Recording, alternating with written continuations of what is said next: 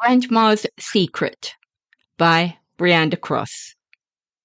When Yaya got sick in the last stages of the COVID pandemic, I was the natural one to care for her. Apart from the fact that I had recently obtained my nursing degree, my brothers and sisters already had full-time jobs with the taverna, let alone large families to consider.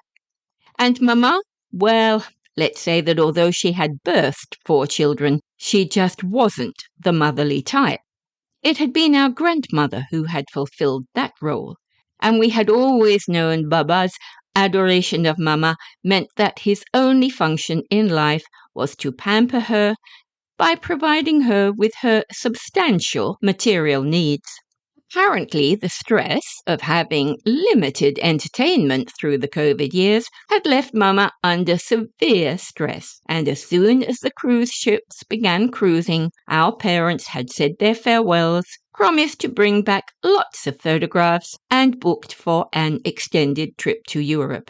Having said that, it did come as a surprise when Yaya called, for she had never once been to hospital or found need to visit a doctor. When odd little ailments afflicted her, she would refer to her good medicine companion and quickly find a home remedy that brought her back to her usual vital, sweet self. But a sudden and intense bout of influenza had proved too much for her, and just 3 days ago she had succumbed to asking me to come over and help with a few things, which I had been glad to do. 72 hours later, she was gone. I felt a piece of history had gone with her. Yaya was a penniless war widow when she had emigrated to Australia with her 8-year-old daughter Helena, and although she had suffered racism and hardship, she managed to survive, send Mama to the best private schools, and, in a small way, prosper. She was content to bring up her only child as a single mother, simply but honestly, with masses of sacrifice and very little regret. There was speculation of her long-term widowed status, of course, but she was rarely confronted directly with the gossip. So rare to find such a love match. Oh, how wonderful to be so blessed to find your one true love and remain so faithful. So many young women gave their all to those going off to war without benefit of a wedding ceremony. As I got older, I was not entirely immune to the gossip myself, and often wondered about that shadowy figure of grandfather, whoever he was, who had flitted into Grandma's life so briefly, only to disappear again so completely. Not that he was ever missed as a breadwinner, for Grandma had been fiercely independent, using her skills as a dressmaker to provide a comfortable living. I had never really been aware of these skills until my weekend with her before she died. She had asked her assistants to choose a clean dress to wear, and I had helped her to her closet. She had selected a simple white crepe dress with a swathe of minute pleats, which hung in folds on her now skeletal frame. I could not help but notice the superb craftsmanship in the shaping. She had obviously capitalized on her height and chosen swathes and drapes that enhanced her slender frame to advantage. Her sudden dependence was obviously of great concern to her independent nature. She had insisted on giving herself a sponge bath in the privacy of her room before allowing me to style her hair. Using an old-fashioned tortoiseshell hairbrush, I gently swept the grey locks above her exquisite porcelain face. Neither of us knew this would be the last time I would complete this little gesture. The intimacy of the moment was broken when she spoke in a low but surprisingly resolute voice. Callista, I want to thank you for your help these last few days. I murmured the usual platitudes of good thoughts, But she interrupted me urgently. Hush, my dear. We both know there is little time left, and I need to ask a favor of you, an enormous favor. I waited patiently for her to go on. We both know your mother is a foolish woman, pampered and spoiled by me, no doubt. Maybe loved too much. But I had to give all my love to her, you see, being the only child. But now, I must ask you, as her daughter, to try and protect her whenever, if ever, it is necessary. Surprised at this line of discussion, I assured her that my father would always do that, but Grandma persisted. No, my dear. There may be need, after my death, to give her a special kind of protection. Or help her be strong against gossip and bad jokes. I thought I knew where this was leading and tried to interrupt gently. Oh, yeah, you are referring to the fact that you and Poo were never married. Don't worry, that is no longer an issue in today's society. She looked at me strangely, and a light smile hovered on her lips. Is that what you thought? No, my dear, that is not my concern. She patted my hand. Callista, I am not unaware that I have often been considered independent. Too independent to even contemplate marriage, perhaps. But there is a good reason. She gave one of her whimsical smiles. A very good reason. In the early years, trying to raise your mother on my own was difficult. And believe me, I would have loved to have had someone else beside me, shouldering the responsibility, giving me companionship, loving me. I saw a tear form into her eye, and now it was my turn to pat her hand. She acknowledged my gesture with a little squeeze, then surprised me by changing her tone and conversation. I've never spoken about my own life, my own childhood. Why would I? Life was grim and not worthy of revisiting, even through memories. She looked towards the window as if escaping her room into the world beyond. Her voice became distant and almost impersonal as she recounted a world almost a century past. Perhaps you know, I was born in Calabrian, a small village in the outskirts of Athens. My parents died in one of the early Greek conflicts, so I grew up in an orphanage. There were little more than workhouses back in 1930s and 40s. So, you see, I never had a traditional family life to know or miss. I was suddenly overcome with sadness for this old lady's loneliness. She had lived her entire life without benefit of a mother or father, or later a husband. But she was continuing. I was a strange child, lonely and withdrawn. Probably not very lovable. I began to protest, but again she continued. Anyway, I left the orphanage at an early age and was put into bonded service on a farm. Oh, it was hard work, but all very normal in those times. And to be honest, Greece had endured tough times even before the war. Famine and bad government had taken its toll. Food had become scarce. So a farm in a small village was as good a place to be in as any. She hesitated a moment, and needing to fuss over her, I gently laid her back onto the pillows and poured her a drink of water. She took it, nodding her head in thanks, then after a sip went on with her nostalgia. I cannot say I was happy. Far from it.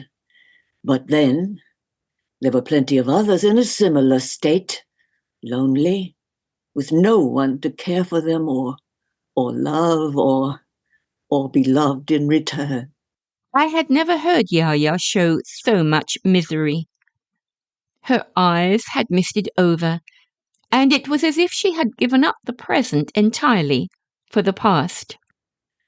The war finally came to our land one day, when word swept through the village that the Germans were on their way, and they were razing all villages, such as ours, to the ground. In addition to torching all the houses, they were going out of their way to exterminate all males, including children. I was coming home late one night after a visit to a nearby village when I saw my farmhouse on fire. In the distance, I could see the red glow of others, and the noise of gunfire left little doubt that the Germans had arrived. I didn't know what to do, or even where to go. I could see bodies of men lying about on the road, most people I knew. In the dark, I could see a woman coming towards me along the road. She was struggling with two small girls and one no more than a baby. I ran towards her and just managed to gather the baby in my arms before she fell. She could barely breathe. Her eyes were wild with fright as she muttered just one phrase, "Save my children." I had no more time than to nod my head, and then the woman died before me. Her face and body had been totally mangled by burns and falling debris. The little girl was quiet with terror, though by now the baby was screaming. I picked up the woman's bag and sorted through her identity papers. They told me that she was an Anika Balabian. They told me she was Anika Balabran, and her children were Joris, age 2, and baby Helena. Joris? I looked at the little girl more closely. I could not be sure and in no position to check, but I felt that I was looking at a little boy, dressed in girl's clothes. I picked up the case and baby Helena and transferred Joris's little hand to hold my coat. Then, in soothing voice, ushered him to follow me. Grandma's voice suddenly became steely, almost defensive. I was petrified for myself, there is no doubt. But once I had those small children in my care and the unspoken bond I had delivered of their mother, I found an inner strength. My first inclination was to make my way to a monastery nearby. I had little doubt they would take us in, but so far the Germans had given no hesitation in slaughtering boys, let alone monks, and I was naturally fearful if they knew of the monastery that they would make for it. My grandmother's voice was now low, but steady.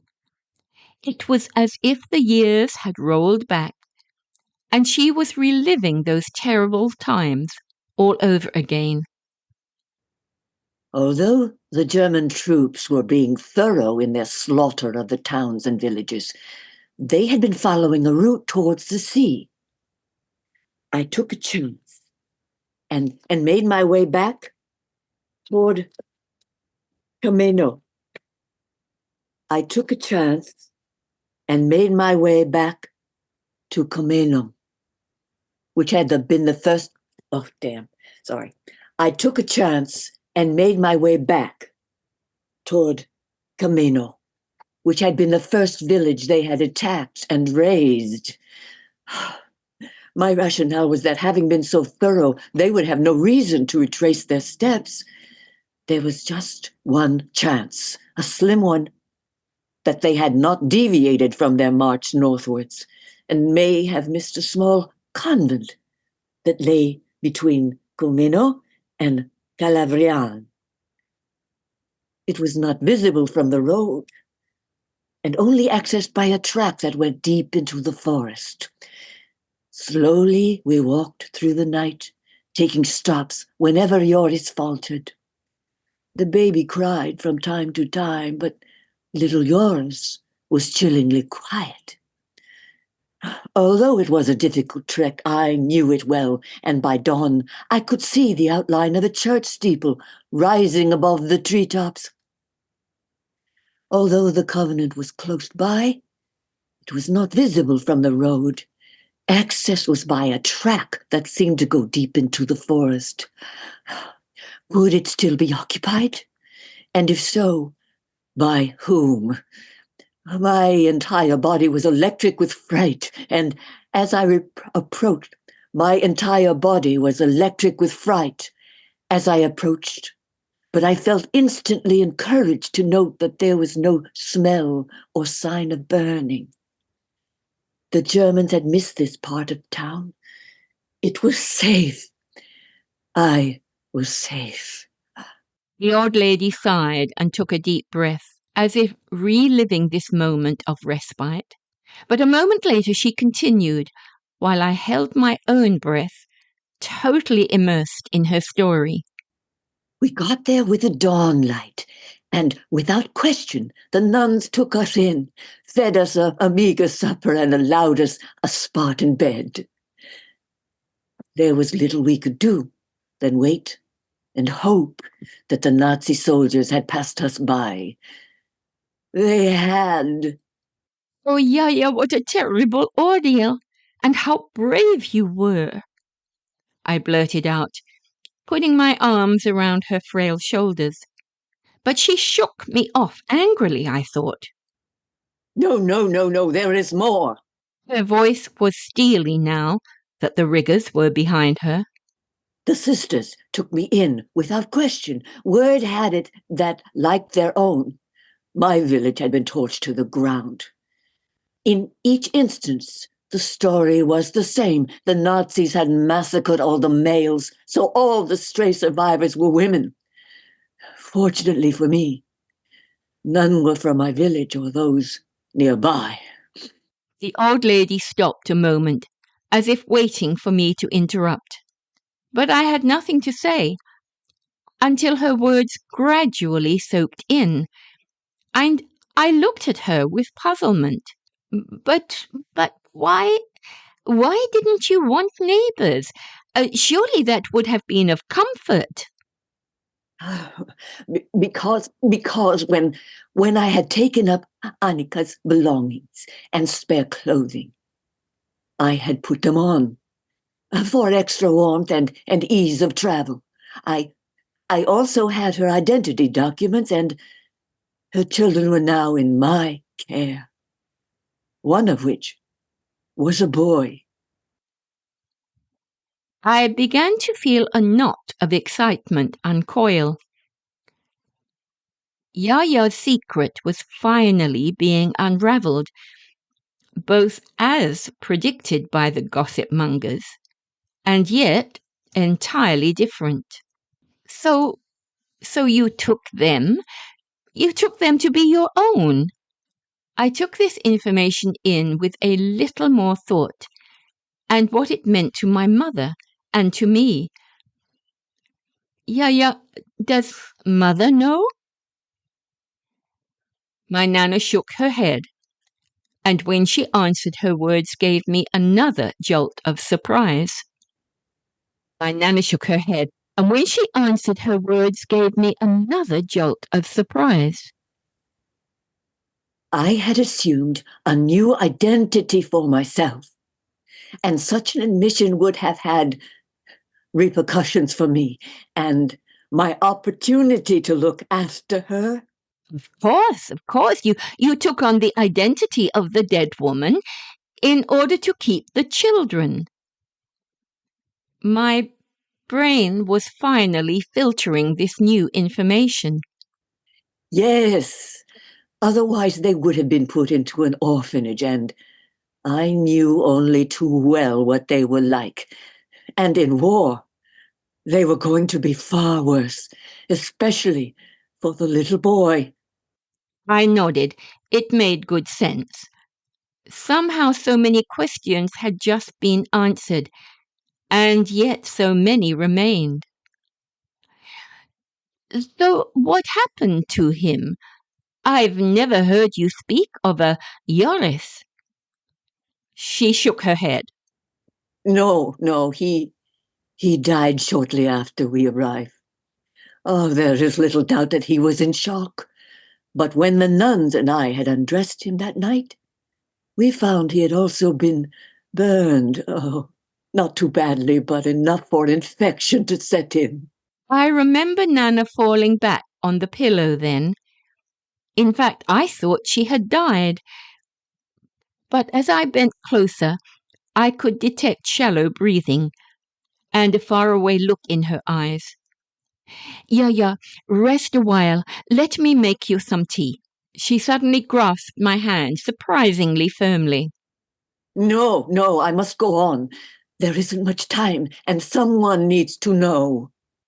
Darling, I understand your story. You took the little girl and pretended it was your own. What a wonderful gesture! And like you say, at a time when single women with children were not supported, as they are today. Surely mother needs never know. I certainly won't tell her, not if you don't want me to tell her. Again she pulled at my arm, bringing me closer to her face. She almost whispered the next words. No, there's more. There's much more. It was as if with superhuman strength, she levered herself up on the pillows, resolute to unburden herself. A deep shudder racked her body, and her voice was low and husky. It was not kindness to take on the children, Callista. It was an act of cowardice. Now I was totally bewildered. Every instinct in my body told me to calm her, encourage her to lay back and rest. I could see her face ravaged by her disclosures, and her body was taut with some kind of rigid fear. Fear of what? She was an old lady who had, on one hand, seemed ready to give up the fight for life, and on the other, petrified of what?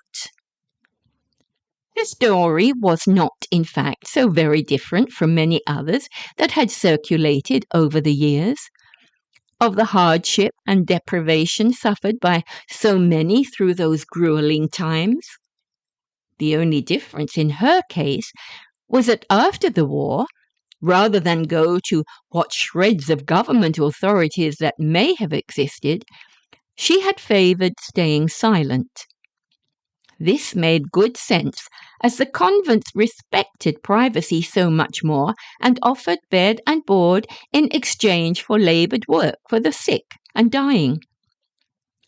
She confirmed this to be true, saying she had stayed working the vegetable garden until the Australian immigration schemes began in 1949. I was one of the first to apply, and the rest you know. But the story was not finished. After a brief lapse, she grasped my hand and motioned me close. I must explain why I spoke of cowardice. You see, my dear, when I took the children and their mother's identity, I killed myself. I burned my own papers as soon as I could, along with most of my personal things. I died, you see. I had to. The extermination of the males. Her voice trailed off to nothing. I was confused and found myself stammering, "What are you saying, Yaya? What are you saying? Suddenly, the old lady changed the subject, her voice taking on an almost roguish note. Callie, I've always been blessed with good health. It's a shame we don't share the same bloodline. That would be such a fine inheritance to pass on to you. But now she dropped the light-hearted air and went on seriously. Yes, I was fortunate with my health, for if I had been less favored, I could not have continued. Another deep sigh came from her as she looked down at her wrinkled hands nervously. My dear, no one knows, and I would love to go to my grave without burdening you with this, but I must trust you to deal with it how best you may. I merely ask that you observe as much discretion as you can and allow me dignity at the end. I had reason to want to hide my identity on that fateful day, my dear, because although it was time of horror for everyone, young males were being exterminated without exception. They would torch the village too, and the women would suffer extraordinary hardship, but at least they would have a glimmer of hope. There had been a long silence before the quiet words that had been suppressed for so long finally surfaced. In some ways, it was inevitable, almost my destiny. For all those years growing up in the orphanage, I had known that I was different from all the other boys.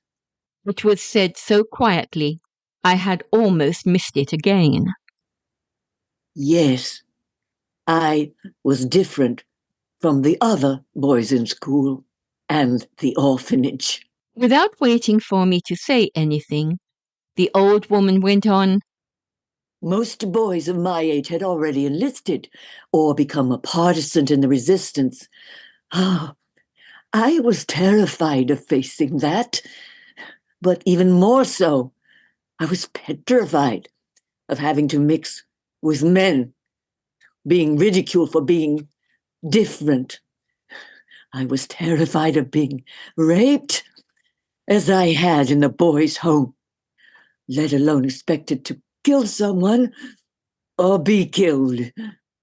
I felt a cold excitement course through me as my memory rolled through my years, months, weeks, and days with my beloved grandmother.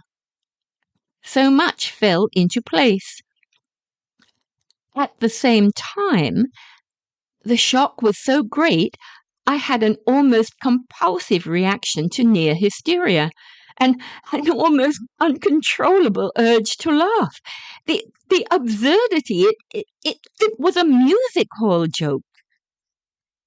It was as if Yaya had penetrated my thoughts. People will think my life a joke, Callie. But I don't regret a moment. Compared with how my life might have been, it has been wonderful.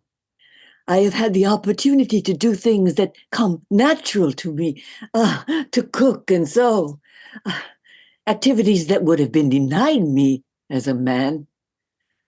I've been blessed with a daughter who I truly believe has fared better than she would have as an orphan, a life I knew only too well. And when she married, I welcomed your father, a wonderful man, as family, and all your brothers and sisters and their children. Oh, my life here has been a joy. I feel most blessed, my dear. I wanted to hug her, tell her I understood, tell her her secret was safe, tell her, well, anything that would ease her pain of such a secret. But it had been too late. Even as I bent to embrace her, I realized she was gone. He was gone. I sat for a long time, first in shock, then in grief, planning what to do and how to do it. Finally, a few hours later, as the dawnlight broke into day, I contacted the family doctor, who was also a family friend. We discussed in detail the dilemma of burial, but he was an old man himself, and finally said the words I wanted to hear. As she lived, so she died. We'll bury the woman we know. I laid her out myself and watched over her as the undertakers placed her in the coffin. At all times, Nana received the dignity she had requested. By the time the family were gathered in the funeral home, we mourned our much-loved grandmother, who had lived a good life, but given even more goodness to all around her. Yet it was only after the cremation that I had finally allowed myself to relax and allowed myself to grieve for the grandmother I had loved but never really known. You have been listening to Grandma's Secret. You have been listening to Grandma's Secret, written and produced by Brianda Cross, narrated by Brianda Cross, and Kathleen Monteleron was Yaya. Thank you for listening, and please tune in again to fastfictionpodcast.com for similar but different audio stories. Thank you.